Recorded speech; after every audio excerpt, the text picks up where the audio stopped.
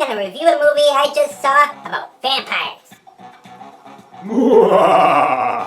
Hey Crispin, what are you doing? Are you taking over my show?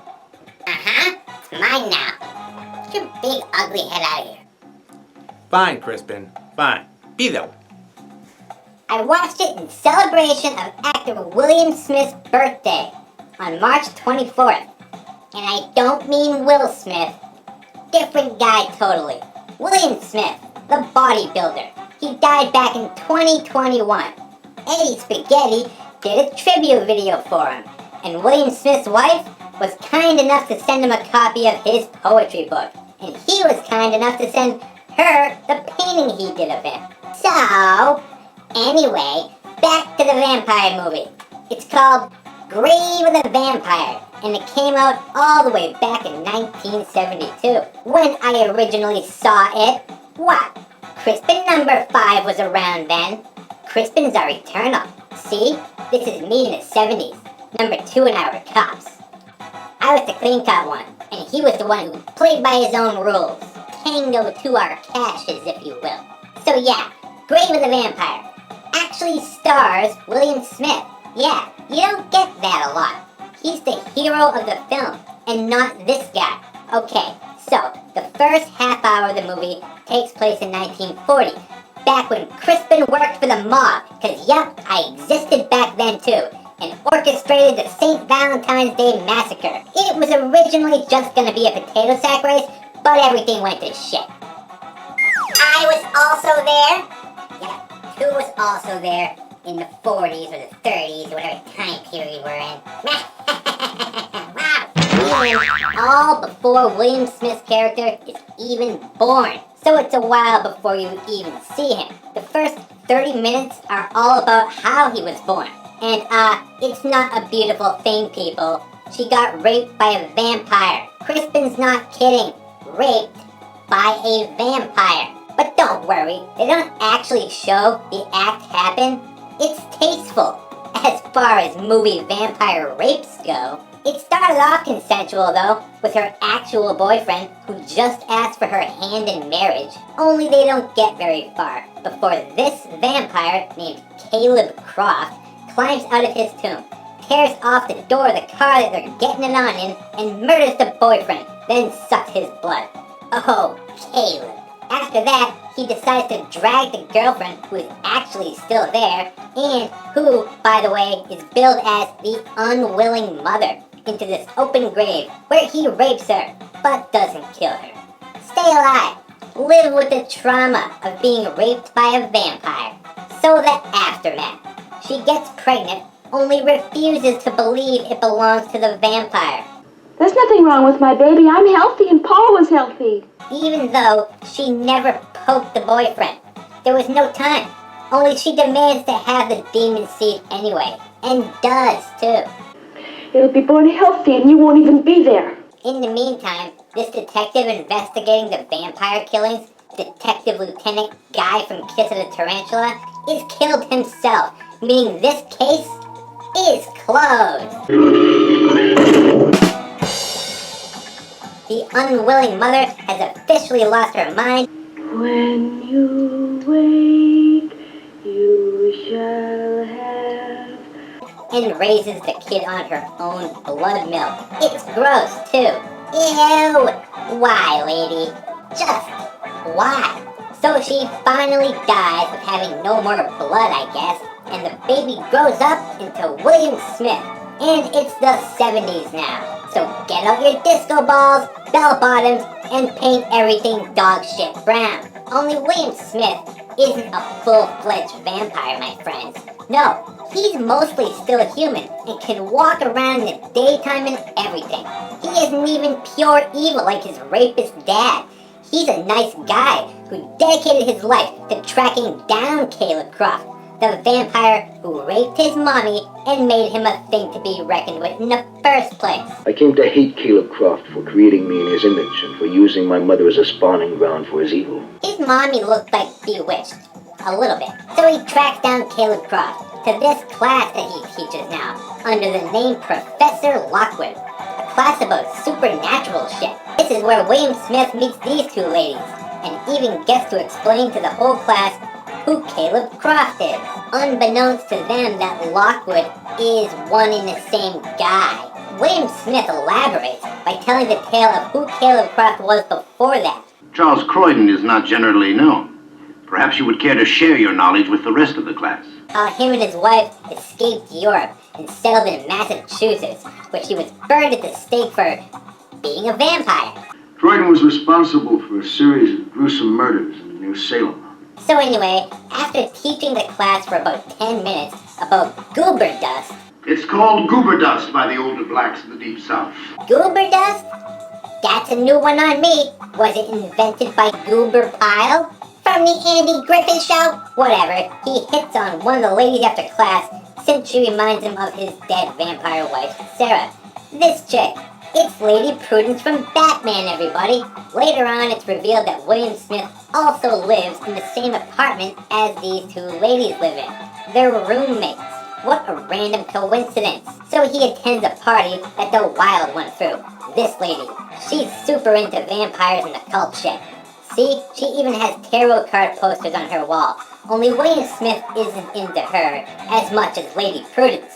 So he takes her to his apartment for some love and a spoonful.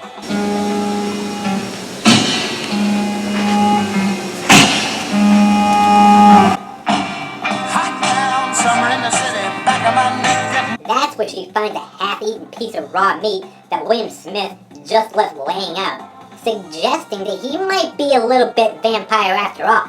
Back at the party, the other lady discovers that Caleb Croft and Professor Lockwood are the same guy. Charles Croydon, Caleb Croft, Lockwood. Who is currently at the library trying to take out a book about vampires that feature his origin story in it. Only the librarian is a bit weird and won't let him check out the book. So he vampire kills her to death for You're using me. using him, since vampires never use anybody. So, obsessed now with Lady Prudence, who William Smith is now courting, simply because she reminds him of his dead wife, he then just shows up at her apartment in the middle of the night. Only she's not there.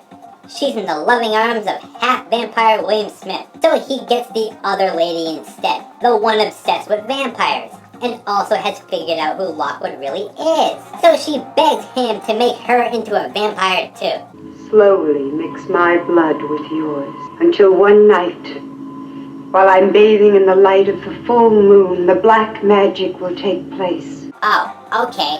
What lady? Did you think this was Interview with a Vampire? And you were Christian Slater or something? You like this? Oh. You like being food for the immortals? Only to shut this crazy lady up, he agrees to make her into a vampire. Only tomorrow. Right now's no good, so come over to his place then. She then checks out the hallway to make sure the coast is clear before he leaves, which gives him time to grab this knife and kill her with it, since I guess he didn't want this lady as his eternal vampire partner after all. The relationship would become a bit stale, don't you think? Yep, never trust a vampire, I suppose. So later that night, when Lady Prudence returns home, she takes a shower, only to discover the corpse of her roommate. Drained of blood, naturally, but I guess they were not that close, since she's pretty much over it by morning, and all set to attend a private class at Professor Lockwood's home, with these other students he invited. Sounds sketchy to me, but when you're into vampires and the occult, nothing could go wrong, right? And check out this goofball. Looks like Sonny Corleone's uglier brother. That hairdo is unsettling for Crispin's eyes. Do something about it, ugly Sonny Corleone. So they all show up at Professor Lockwood's mansion that night. William Smith, ugly Sonny Corleone, these two ditzos, and this random. All so they can sit around this table and use their unique energies to contact the dead. And it works too, because apparently Professor Lockwood's real plan was to contact the spirit of his dead wife Sarah and insert her into the body of Lady Prudence. My wife, Sarah. Without her consent, of course. And it works too. She is possessed by the spirit of Sarah failed you, Charles. That's Anita's voice. that vampire-obsessed lady that he killed earlier, her very own roommate. She's crashed the party from beyond the grave to get back at Professor Lockwood for killing her. Way to go, lady. Way to master the black arts and screw over his devilish plan. Seriously, give that lady some credit. Give her a Crispin hand. Only it doesn't work, and Professor Lockwood is able to rid her body of this unwanted soul. Cast Anita out. She then passes out, and it's William Smith to the rescue. So he takes her to the upstairs bedroom to rest, which gives Professor Lockwood the time to murder everyone else. I've locked all the exits. I am Charles Croydon. First Rando, then ugly Sonny Corleone, who even brought a gun, just in case something like this went down. Only it's all for naught. Bullets can't kill vampires, unless they're made of silver, which I guess ugly Sonny Corleone couldn't afford. So oh well.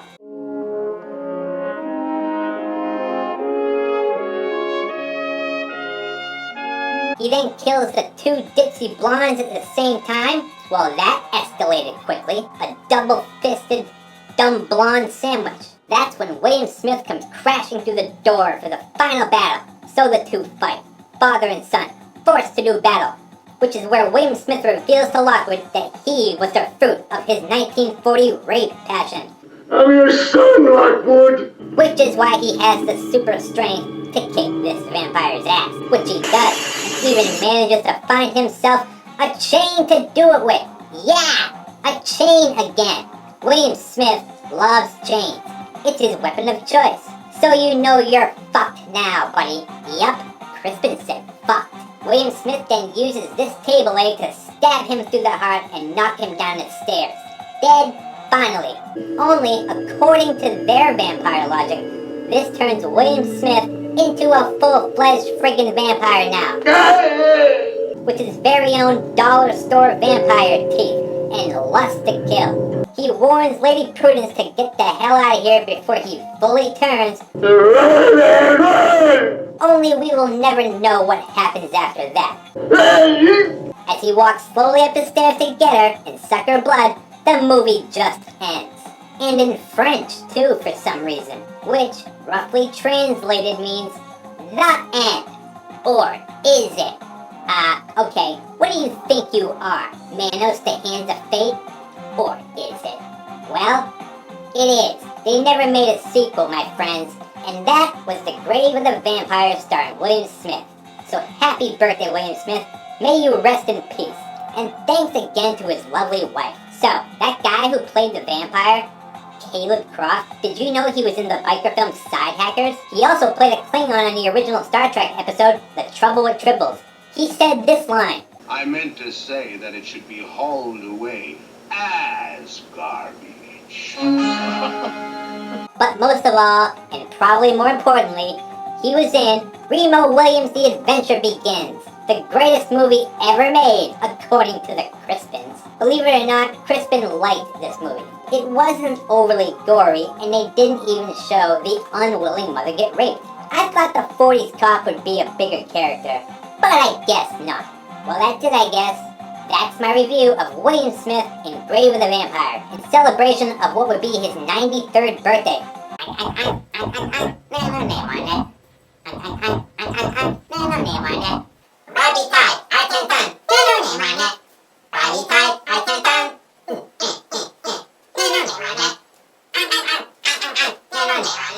I wrote a song. What do you think? I don't care if you don't like it. Crispin was. Take care, everyone. Me must say hoo-ha. There's no name on it. Crispin number 5 out. Crispin, what did I tell you about speeding? It's the law. I'll go any speed I want. Crispin, I'm gonna have to ask you to step out of the car, Crispin. I think you've had too much to drink. I haven't had anything to drink. Get out of the car, Crispin! Get out of the car now! No. What about you, number 2? What are you doing? I'm having a good time. Good, number 2. Hey, can I have that gun? What, this phaser? Yeah. I guess. Here you go. Have fun, guys. Wow. It's huge. Crispin likes it. Crispin number 2 got it working. Alright. Wonder what this button does. Uh-oh. I think it's It's overloading.